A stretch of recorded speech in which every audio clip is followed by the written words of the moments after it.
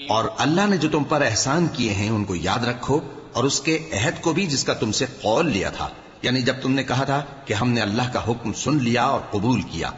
اور اللہ سے ڈرو، کچھ شک نہیں کہ اللہ دلوں کی باتوں تک سے واقف ہے۔ اے ایمان والو، اللہ کے لیے انصاف کی گواہی دینے کے لیے کھڑے ہو جایا کرو، اور کچھ لوگوں کی دشمنی تم کو اس بات پر آمادہ نہ کر دے کہ انصاف ہی نہ کرو۔ انصاف کیا کرو کہ یہی پرہیزگاری کی بات ہے، اور اللہ سے ڈرتے رہو، کچھ شک نہیں کہ اللہ تمہارے سب اعمال سے خبردار ہے۔ جو لوگ ایمان لائے اور نیک کام کرتے رہے، ان سے اللہ نے وعدہ فرمایا ہے کہ ان کے لیے بخشش اور اجر عظیم ہے، اور جنہوں نے کفر کیا اور ہماری آیتوں کو جھٹلایا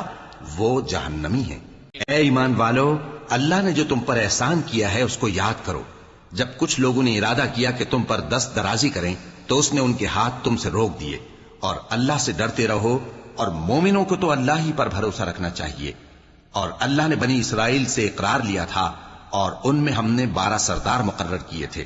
اور اللہ نے فرمایا کہ میں تمہارے ساتھ ہوں، اگر تم نماز پڑھتے اور زکات دیتے رہو گے اور میرے پیغمبروں پر ایمان رکھو گے اور ان کی مدد کرتے رہو گے اور اللہ کو قرض حسن دو گے، تو میں تم سے تمہارے گناہ دور کر دوں گا اور تم کو بہشتوں میں داخل کروں گا جن کے نیچے نہریں بہ رہی ہیں۔ پھر جس نے اس کے بعد تم میں سے کفر کیا تو وہ سیدھے رستے سے بھٹک گیا۔